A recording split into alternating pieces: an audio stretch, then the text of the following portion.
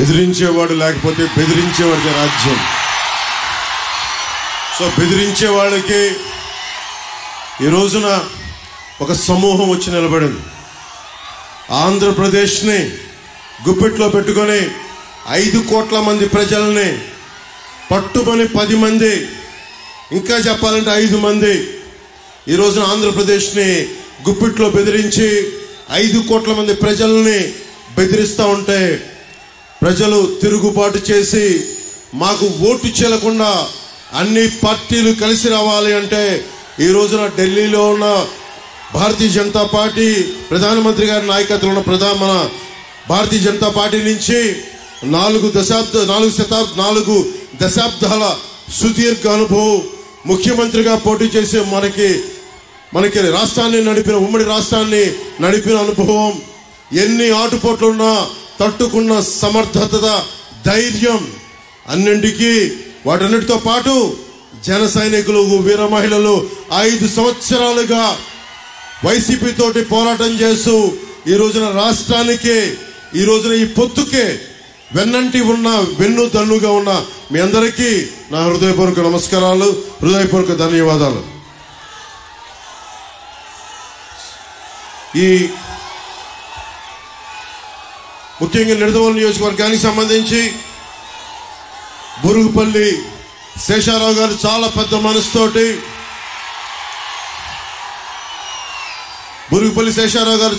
మనసుతోటి, మన కందుల దుర్గేష్ గారికి ఇక్కడికి పోటీ చేసే అవకాశం కల్పించిన మనస్ఫూర్తిగా నిడదవోలు నియోజకవర్గ ప్రజలందరి తరపు ముందు మీకు మనస్ఫూర్తిగా జనసేన పవన్ కళ్యాణ్ ప్రెసిడెంట్ గారిని మీకు కృతజ్ఞతలు తెలియజేస్తా ఉన్నాను. అలాగే శ్రీ కెఎస్ జవహర్ గారికి టీడీపీ ఉమ్మడి మనకి టీడీపీ ఈస్ట్ గోదావరి జిల్లా అధ్యక్షులు, అలాగే శ్రీ పి దత్తు గారికి Bharatiya Janata party parliament incharge గారికి, బండి సత్యనారాయణ గారికి, అలాగే సుజీ రంగారావు గారికి మంత్రివర్యులు, మాజీ మంత్రివర్యులు, అలాగే కొట్టిగుల్పూడి గోవిందరావు గారికి జనసేన పశ్చిమ గోదావరి జిల్లా అధ్యక్షులు, బివిఎస్ఎన్ ప్రసాద్ గారికి, కందుల దుర్గేష్ గారికి మనస్ఫూర్తిగా మీ అందరి తరపున కృతజ్ఞతలు, హృదయపూర్వక స్వాగతాలు తెలియజేసుకుంటూ ఒకటే మాట ఇందాక తణుకులో చెప్పాం,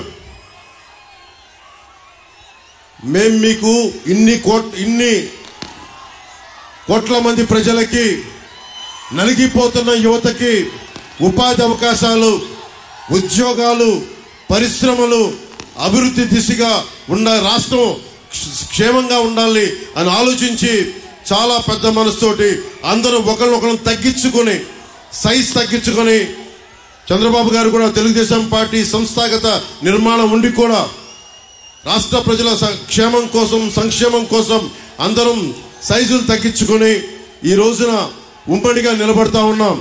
ఒకటే, మీ భవిష్యత్తు కోసమే, మీ ఉపాధి అవకాశాల కోసమే, మీకు అండదండగా ఉండడం కోసమే. రౌడీ రాజ్యం పోవాలి, రామరాజ్యం రావాలి, ధర్మం నిలబడాలి.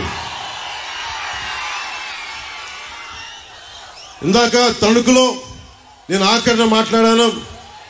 మనకి అనుభవం, కూటమి ప్రభుత్వం ఏం చేయబోతుంది, ఎలాంటి కార్యక్రమాలు ఉంటాయి, ఎలాంటి సంక్షేమ కార్యక్రమాలు ఉంటాయి, వీటన్నిటినీ ముఖ్యమంత్రిగా సుదీర్ఘమైన అనుభవం ఉన్న చంద్రబాబు గారు నేను మాట్లాడిన తర్వాత వారి అనుభవంతో చాలా లోతుగా విశ్లేషణతో వారు మీతో మాట్లాడతారు. దానికి ముందు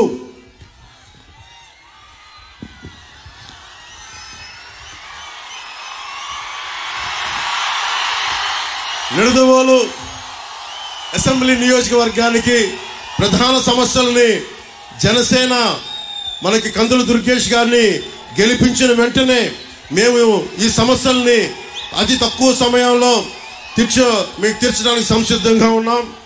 చిన్న కాశీ రేవుకి వెళ్లే మార్గాన్ని పునరుద్ధరణ చేయడం, నిడదవోలులో 100 పడకల ఆసుపత్రి నిర్మాణాన్ని పూర్తి చేయడం, నిడదవోలు పట్టణంలో మనం ఎదుర్కొంటున్న డంపింగ్ యార్డ్ సమస్యని అత్యంత తక్కువ కాలంలో పరిష్కారం చేయటం, గోదావరి జలాల్ని నిడదవోలు పట్టణ ప్రజలకి అందేలా చర్య తీసుకోవటం, స్వచ్ఛమైన నీటిని ప్రజలకు అందించడం, ముఖ్యంగా యువతకి ఒక ఇండోర్ స్టేడియాన్ని నిర్మించడం,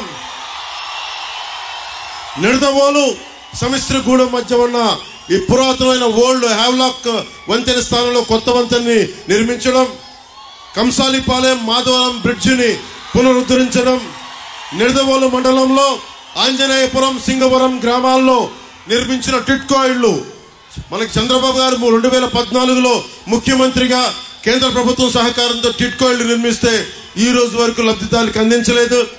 మన కూటమి ప్రభుత్వం రాగానే లబ్ధిదారులందరికీ టిట్కో ఇళ్లని అందిస్తాం.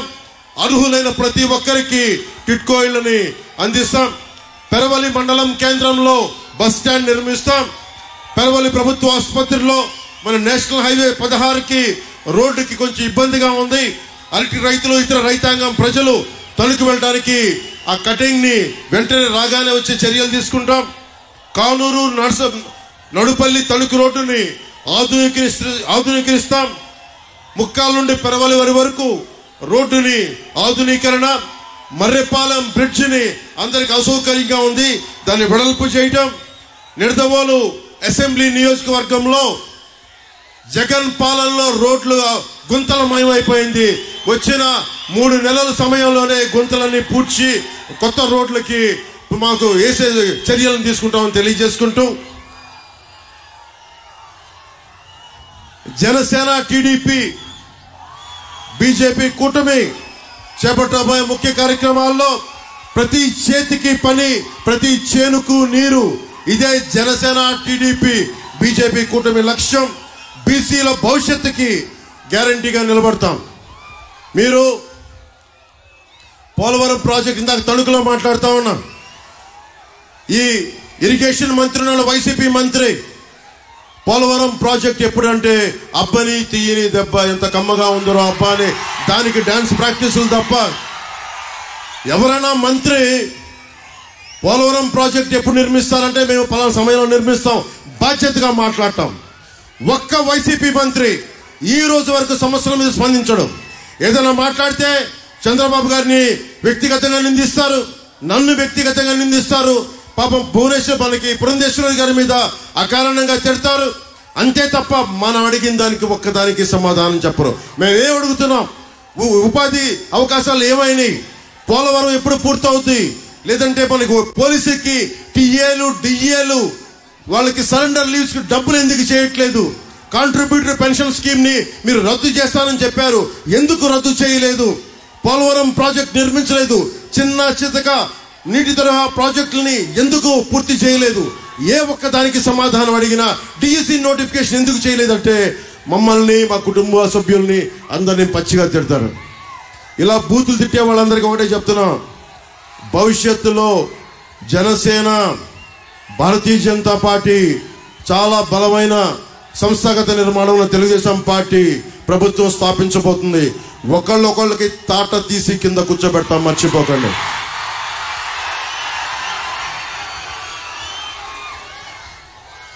పాపం వైఎస్ వివేకానంద రెడ్డి గారిని చంపేసి ఆ హంతకులు వెనకేసుకొస్తా ఉన్నారు. వాళ్ళ ఇంట్లో వాళ్ళకే రక్షణ లేదు, సొంత చెల్లెళ్ళకే రక్షణ లేదు.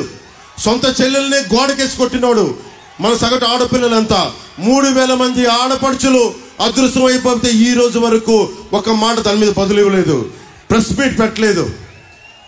మేము కోరుకుంటుంది ఆడపిల్లలకి భద్రతగా ఉండే సమాజం, ఉపాధి కల్పించే ప్రభుత్వం, అన్నిటికీ రైతాంగానికి అండదండలుగా ఉండే ప్రభుత్వం.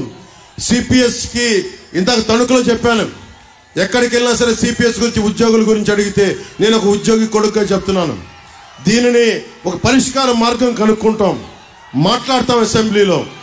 ఇంత వైసీపీ 151 మంది సభ్యులు, 30 పైగా పార్లమెంట్ సభ్యులు పెట్టుకుని ఏ ఒక్కరికి కూడా ఈ రోజు వరకు సమాధానం లేదు. నీకు డిబేట్స్ లేవు అసెంబ్లీలో. మీరు ఊహించుకోండి, ఇప్పుడు దాకా జరగని అద్భుతమైన డిబేట్స్, చక్కని డిబేట్స్, పరిష్కార మార్గాలు కూటమి ప్రభుత్వం రాగానే 2024 మే 14 నుంచి మనకి జూన్ తర్వాత రిజల్ట్స్ వచ్చినప్పటి నుంచి నిజంగా ఒక ప్రజాస్వామ్య బలంతో కూడిన ప్రభుత్వం, బలమైన రాష్ట్ర సంక్షేమానికి కోరుకున్న నాయకులు ఎలా పనిచేస్తారు ఒక సమస్య చెప్తే మేము ఒళ్ళొంచుకొని పనిచేస్తాం. మీరు ఒక సమస్యను మా దృష్టికి తీసుకొస్తే రోడ్ల మీదకి అహిర్నిశలు ఏ మాత్రం రెస్ట్ తీసుకోకుండా పనిచేస్తామని మీ అందరికీ తెలియజేసుకుంటూ ఈరోజు ఇప్పుడు అనుభవజ్ఞులతో ఆయన అనుభవంతో రాష్ట్రాన్ని బలమైన పదంతో మార్గంలో నడిపించిన సీనియర్ నాయకులు, తెలుగుదేశం జాతీయ అధ్యక్షులు శ్రీ చంద్రబాబు నాయుడు గారిని మాట్లాడమని కోరుకుంటున్నాను.